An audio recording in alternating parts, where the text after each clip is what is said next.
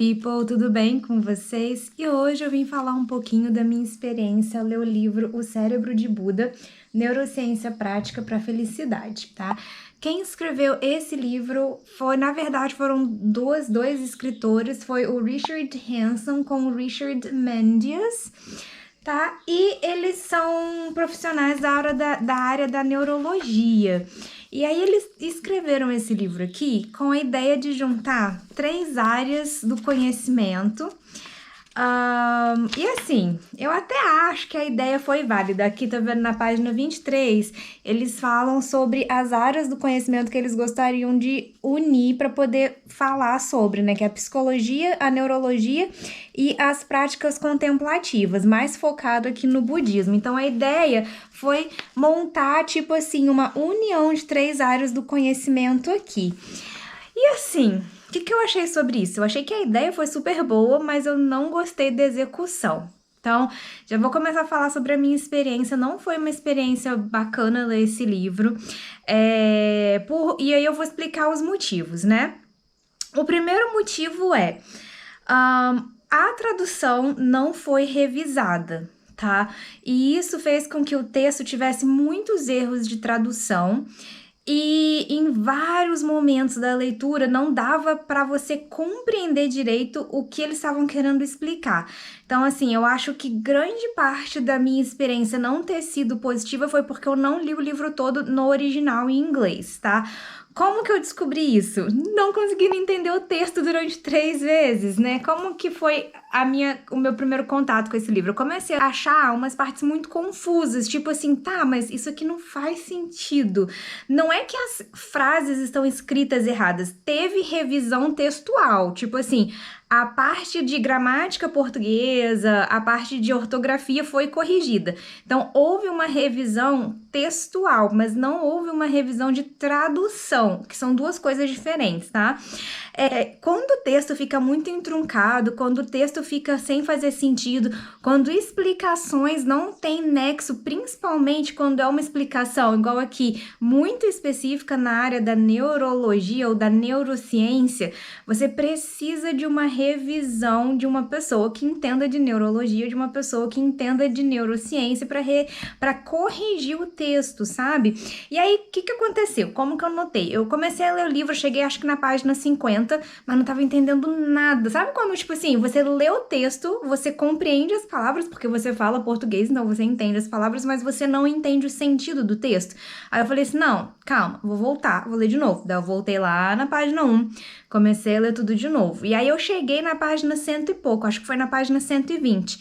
Só que assim, se alguém me perguntasse o que eu tinha lido nesse livro até a página 120, que já era a minha segunda tentativa de leitura, eu ia falar tipo, não sei, porque o texto tá muito esquisito. E aí eu falei assim, quer saber, eu vou voltar na página 1 de novo, vou ler, só que aí o que eu fiz? Eu peguei aqui, ó, cheguei aqui perto de vocês, mas eu peguei aqui o meu Kindle, né, abri aqui, e aí, gente, eu peguei o livro no original em inglês aqui no Kindle, tá? Aqui, ó, Buddha's Brain, é esse livro aqui, é o original. E aí eu comecei a ler ele no original. Eu li as primeiras 50 e poucas páginas porque eu peguei a amostra grátis que a Amazon fornece de todos os e-books que a Amazon tem. Você pode baixar uma amostra grátis, geralmente são as primeiras 50 páginas do livro. E aí eu comecei a ler em inglês e, pasmem, o texto fez todo o sentido. Eu finalmente consegui entender as explicações e até o tom ali, porque o autor, ele tem, no original, o autor tem um tom assim meio que leve e meio que um pouco engraçadinho. Ele tentou levar assim as explicações muito específicas da neurologia, porque são 2 especialistas, um é neurocientista e um é neurologista, se eu não me engano. Então, eles escreveram de uma forma que leigos iriam entender a ideia deles. Então, eles estavam ali misturando explicações da neurociência ou da neurologia com um fundo de explicações sobre o que é psicologia e o que é terapia psicológica, e também explicando um pouco do que é o budismo e por que eles focaram nas práticas contemplativas como possíveis ferramentas em tratamentos psicológicos, entendeu? De um ponto de vista também de quem entende de psicologia, mas também de quem entende de neurologia. Então, eles estavam tentando explicar o que já se sabe e o que ainda é estudo em relação às práticas contemplativas, mas aí as práticas contemplativas são todas essas práticas que envolvem meditação, respiração, mindfulness, só que aí eles focaram nas práticas contemplativas do budismo, porque é a área das práticas contemplativas que mais tem estudos, sabe? Tem muito... Não é que são muitos estudos e muitos estudos muito abrangentes e que provam muita coisa, mas eles já existem muitos estudos neurológicos em monges e tudo mais. Então, eles estavam falando que, tipo assim, como a parte do budismo em práticas contemplativas é o que mais já foi estudado pelos cientistas, então eles iam focar mais nisso, porque também é o mais popular, né? Então, lendo aqui no original em inglês, eu finalmente consegui entender melhor o texto. Então, assim, se eu consigo entender inglês, que é a minha segunda língua, e não consigo compreender em português, que é a minha língua materna, é porque tem alguma coisa errada no texto em português, certo? E aí eu comecei a cotejar, e aí eu vou mostrar pra vocês alguns erros que são muito assim, gente, muito na cara os erros, sabe? Igual aqui, ó. Na página... Essa daqui tá sem número, mas peraí. Na página 19, ó. No capítulo 1, começo do capítulo 1, página 19. A tradução é assim, ó. Quando a mente se transforma, o mesmo ocorre com o cérebro. Segundo o psicólogo Donald Webb, quando os neurônios queimam juntos, ligam juntos. E aí eu fiquei pensando, não faz sentido, neurônios queimam. Os nossos neurônios não queimam. O neurônio queima junto e liga junto, não tá fazendo sentido. Aí eu fui no original e a frase é a seguinte, ó. When neurons fire together, they wire together. Então, quando no original o neurologista diz que os nossos neurons fire, primeiro que o verbo to fire não é queimar, gente. Aqui já é um erro de tradução específico, porque queimar em inglês é to burn. Quando você burn alguma coisa, você queima alguma coisa. To fire, você pode disparar, por exemplo, disparar uma arma de fogo, né? Você fire a gun, you fire the gun, or you shoot the gun. Então, o verbo to fire seria dar ignição ou disparar algo. Então, aqui não é queimar. Tipo, to fire não significa queimar de qualquer forma. Então, meio que também é um errinho de tradução ali, sabe? Então, quando o neurocientista falou when neurons fire together, ele quis dizer que quando os neurônios disparam juntos, os nossos neurônios, eles disparam impulsos elétricos, né? Tipo assim, os nossos neurônios, eles mandam impulsos elétricos uns para os outros, eles se comunicam ali. Então, essa frase, when neurons fire together, they wire together, significa quando os neurônios disparam juntos, eles se conectam. Então, quando 2 ou mais neurônios vão disparar impulsos elétricos ao mesmo tempo, eles meio que se ligam, entre aspas, né? Eu nem sei se a palavra ligar ou conectar seria o termo técnico dentro da neurologia, mas de qualquer forma, os nossos neurônios não se queimam. E nem em inglês tinha nada a ver com queimar, porque queimar é to burn. Então, entende? Tipo, tem esse erro aqui, e aí o que acontece? Tem a tradutora aqui, beleza. Quando você contrata um serviço de tradução, gente, eu já trabalhei com tradução. O tradutor, ele não é o único responsável pelo texto final de um livro. O tradutor, que vai pegar o texto no original e vai passar para a língua-alvo, ele vai ser a pessoa que vai ter o primeiro contato com o grosso do texto na língua-alvo. Então, a tradutora aqui nem tem muito culpa dessas coisas terem passado, porque ela era responsável unicamente para fazer o grosso do trabalho. Você pega o original, traduz para a língua-alvo, e você não é responsável pelo texto final. O que as editoras, que aqui no Brasil é quase impossível de você encontrar uma editora que investe nisso, ela tem que contratar uma pessoa que é especializada na língua original, na língua-alvo para revisar a tradução depois que o tradutor escreve a tradução. Por que não pode ser o mesmo tradutor revisando o mesmo texto que ele já fez? Porque quando a gente traduz, às vezes você passa meses debruçada naquele texto, o seu cérebro, os seus olhos acabam não vendo mais pequenos errinhos, porque você tá tão mergulhada ali naquela tradução que às vezes você já memorizou, de tanto você ler aquele texto original, às vezes você já memorizou talvez o texto original na tua cabeça, e aí você, na hora de ler o texto na língua-alvo, o seu olho não pega esses errinhos. Então, na minha opinião, nem é um problema da tradutora em si esses errinhos terem passados, porque não teve revisão de tradução. Você tinha que ter outra pessoa bilíngue que ia ser responsável por cotejar os textos e ir corrigindo isso. E aqui neste livro, como ele trata de um assunto muito específico, que é neurociência e neurologia, tinha que ser um revisor da área, tinha que ser um revisor técnico, porque, cara, um neurocientista ou um neurologista que lê essa frase aqui, ele vai saber que seus neurônios não queimam. Daí ele ia falar, não, olha só, nossos neurônios não queimam, nossos neurônios disparam, corrijo aqui. Então faltou ou uma revisão de tradução ou uma revisão técnica, ou os dois. Esse livro, ele foi revisado, mas ele foi revisado por pessoas que só estavam pegando gramática e ortografia do português. Essas pessoas não eram revisores de tradução e também não tem nenhum revisor técnico aqui, tá? Tem uma tradutora e duas revisoras de texto, tipo assim, revisoras de texto normal, elas só corrigiram gramática do português e ortografia. Elas não eram revisoras de tradução. Como que eu sei isso?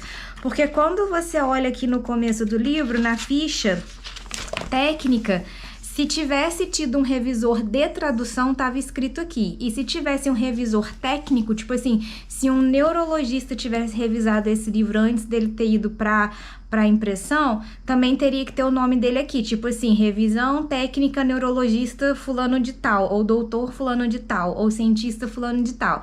E não tem. Então passou muita coisa. Eu botei outras... Eu sinalizei outras coisas aqui, ó. Tem uns títulos também que estão, assim, muito confusos, sabe? Igual esse aqui, ó, da página 28.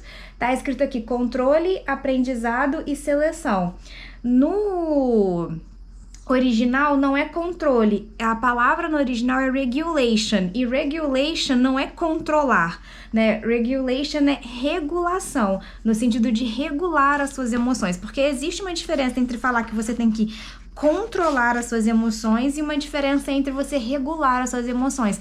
Então, entende que também é uma coisa ali da tradução? O outro aqui na página 30, ó, aqui é estar ao seu lado, só que no original é being on your own side. And being on your own side é estar ao seu próprio lado. Então, aqui não é que outra pessoa tem que estar ao seu lado e te ajudar. Aqui é sobre você poder se ajudar e você estar ao seu próprio lado, você conseguir se ajudar. Então, faltou a palavra própria ali também na questão da tradução. Então, isso tudo fez com que o texto em português ficasse, assim, muito entroncado e muito difícil realmente de você entender a ideia. Então, isso pra mim foi o principal que fez a minha experiência ficar bem ruim, porque muitas partes do texto, principalmente as partes de explicação mais específica da área da neurologia, não estavam claras ali, muitos errinhos de tradução, sabe? E aí agora falando da estrutura do livro em si. Cara, a ideia de juntar 3 áreas do conhecimento pode até soar muito boa, mas ao mesmo tempo eu acho muito arriscada. E outra coisa que eu não gostei do livro é que, tipo, esse livro aqui não é uma pesquisa feita por esses dois. Esses dois, o que eles fizeram?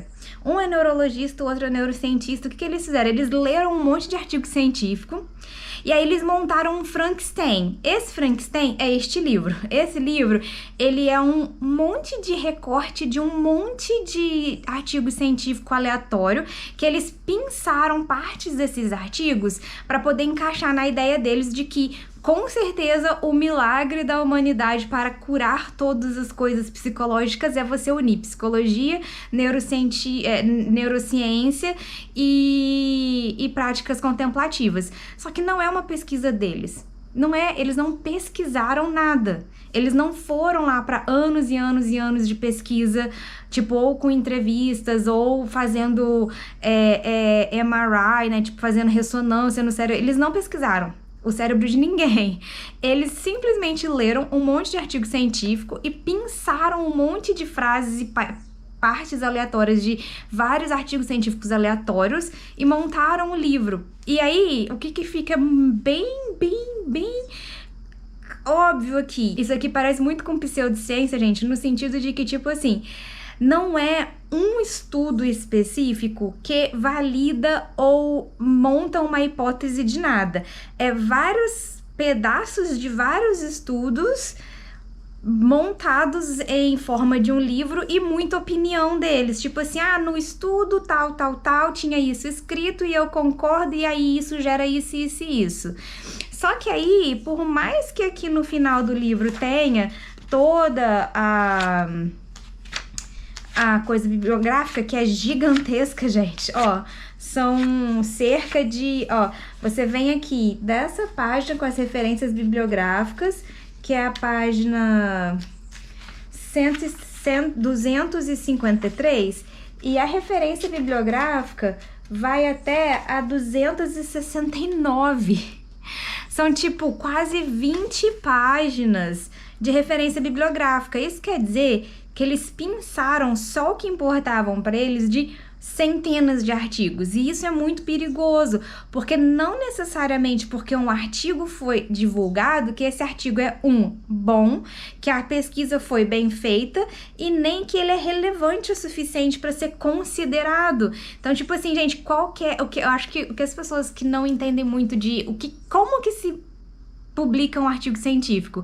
Qualquer um que esteja fazendo faculdade, pós-graduação, mestrado ou doutorado pode divulgar qualquer tipo de asneira em formato de artigo científico, entendeu? É claro que quando você consegue publicar numa revista científica muito renomada, existe um certo controle ou uma certa revisão, mas nem sempre isso é 100% eficaz, porque já tiveram alguns artigos científicos ou alguns estudos que eram muito mal feitos, que foram publicados em revistas muito grandes, mas tipo assim, só porque eles leram um artigo científico não quer dizer que esses artigos científicos foram bem feitos e que os estudos eram bons. Tem muito artigo científico que fala que nós estudamos X coisas, mas qual é a amostragem? Qual foi a metodologia? Quantas pessoas vocês botaram lá na ressonância? Eram pessoas de todos os tipos de população? Tinha mulher, tinha homem, tinha negro, tinha branco, tinha pessoas jovens e tinha pessoas mais velhas. Então, assim, entende que montar um Frankenstein de várias partes, de vários artigos, não necessariamente embasa aquilo que você está falando, porque nem todo artigo científico é resultado de uma boa pesquisa, entendeu? A pessoa pode simplesmente sentar na frente do computador, escrever um artigo científico, publicar ou pagar para publicar, porque algumas revistas elas cobram para você publicar. Então, tipo assim, não existe um filtro ou uma revisão antes. Você paga, você publica o artigo científico e ele tá lá. Mas pode ser a maior asneira do mundo esse artigo científico, ou pode ser um artigo muito bom. Tudo depende se os pares revisaram e validaram aquele artigo. Se as outras pessoas que entendem daquele assunto concordam que foi uma boa metodologia científica aplicada ali. Então, assim, eu acho que esse livro não tem embasamento científico justamente por isso. Primeiro, a pesquisa não é deles. E segundo, eles só montaram um Frankenstein de várias partes, de vários artigos aleatórios e botaram aqui para justificar uma opinião que eles têm. Qual que é a opinião deles? De que se você juntar psicologia, neurologia e prática meditativa vai dar certo, você vai curar todo mundo. E não é necessariamente isso. A gente sabe que meditação ela tem um impacto positivo, principalmente em estados de ansiedade, porque você vai trabalhar sua respiração, você vai tentar regular o seu corpo através de respirações profundas. E aí a gente sabe que quando a gente respira, entra mais oxigênio. Quando a gente expira, né, sai mais gás carbônico, tipo, então você tá tentando aumentar o seu nível de oxigênio no corpo para tentar se acalmar. Então tem uma certa lógica biológica você parar e fazer respirações profundas, você tá levando mais oxigênio pro cérebro, você tá se acalmando, você tá tentando sair do desespero.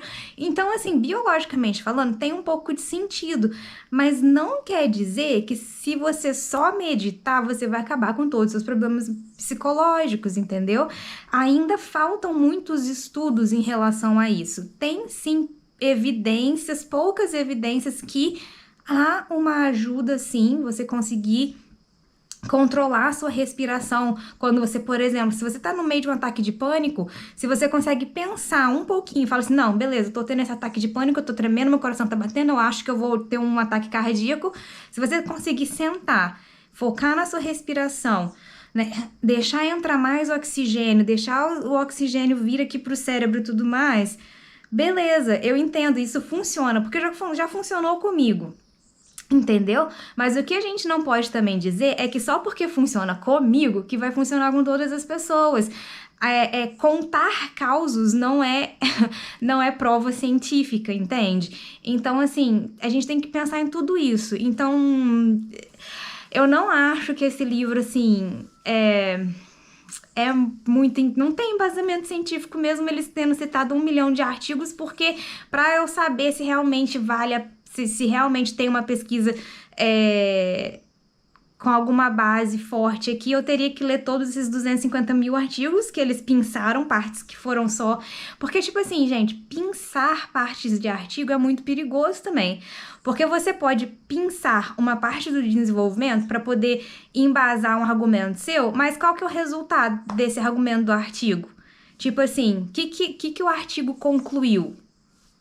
A gente não sabe, tem que ler todos os artigos para saber se o que eles estão falando aqui faz sentido. Então, assim, o texto não foi revisado, a tradução não foi revisada, a pesquisa não é deles, eles só, tipo assim, usaram pesquisa de um monte de gente, e o formato também eu não gostei. Eles meio que têm esse formato de, tipo assim, várias coisas que você deveria fazer na tua vida em pequenos parágrafos que não explicam nada direito, sabe? Tipo assim, serotonina, se você fizer isso, isso e isso, você vai ter mais serotonina e ela te ajuda em tal coisa. Aí vem ferro, não sei o que, aí... Assim, não gostei também, isso daqui também... Aí essa formatação já nem é mais um problema de tradução, essa formatação aqui é igual ao original. Tipo assim, eles vão falar da importância de você ter empatia na sua vida, daí é só um bloquinho. Aí, tipo assim, sabe, esse negócio de textos muito pequenininhos tentando te mandar fazer coisas, eu também não curti muito, sabe? Então, o que eu vou recomendar pra vocês? Vou pegar os livros aqui, já volto. Voltei. Então vamos lá. Se você quiser realmente ler sobre meditação ou sobre o budismo, eu indico pra você, primeiro, qualquer livro da Monja Coen, tá? A Monja Coen é uma monja que faz parte aí do Zen budismo, que é uma linha do budismo. Então, assim, eu já li um livro dela e vejo muitas palestras dela. Então, assim, se você quer se concentrar nas práticas meditativas para trabalhar os seus problemas, né, psicológicos como ferramenta extra, gente, lembrando que essas práticas meditativas, elas têm que ser usadas como ferramenta extra, não é para você abandonar o seu tratamento psicológico ou psiquiátrico, obviamente, né? Então, assim, leia qualquer um dos livros da Monja Coen, que você vai aprender muito sobre o budismo. Tem também os livros desse monge aqui, gente, que eu acho que é um monge tibetano, não vou saber pronunciar o nome dele, acho que é Thich Nhat Hanh. Esse aqui é um livro que eu li sobre o medo, a sabedoria indispensável para transpor a tempestade, muito bom. Então, assim, se você quer entender sobre o budismo e a meditação de acordo com os preceitos do budismo, para te ajudar como uma ferramenta extra, leia livros de monges, tá? Aí eu indico ou esse monge aqui, livros dele, ele escreveu muitos livros, ou livros da Monja Coen.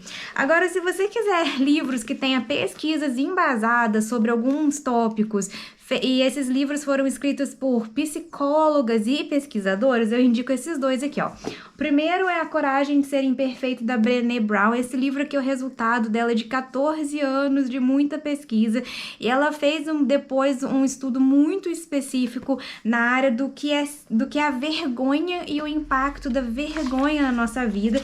E aqui no final ela fala sobre como que ela fez essa pesquisa científica dela. Este livro é o resultado resultado da pesquisa do doutorado dela. E aí, no final, ela fala sobre aqui, ó, a metodologia científica que ela usou. Ela fala o processo de pesquisa dela tintim por tintim. Então, esse livro aqui não é tipo um compilado de um monte de artigos aleatórios de outras pessoas, não. Esse livro aqui é um livro escrito para leigos de acordo com a pesquisa dela. Ela divulgou o artigo científico, né, porque foi a pesquisa de doutorado dela, mas nesse livro aqui ela meio que escreveu com palavras mais simples aquilo que ela descobriu e publicou no artigo dela.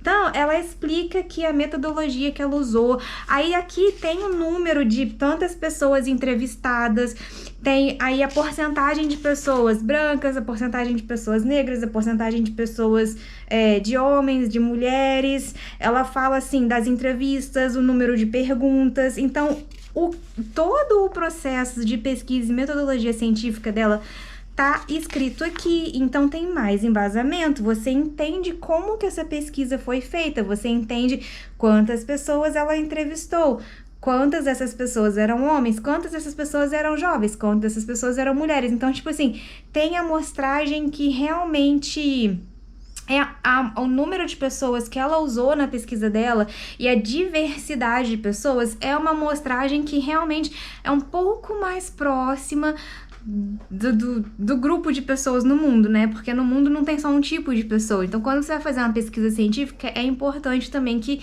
né, a menos que você queira estudar o impacto de algo num grupo específico de pessoas, daí você pega só pessoas daquele grupo, mas não era o caso. Aqui ela estava tentando fazer uma pesquisa que ia generalizar mais. Então, tá aqui. Então, é embasado, sabe? E outro também que foi escrito por uma psicóloga é o Você Tem Filhos? Como as mulheres vivem quando a resposta é não, da Kate Kaufman. Também esse livro é resultado de uma pesquisa dela de anos e anos e anos e anos, né?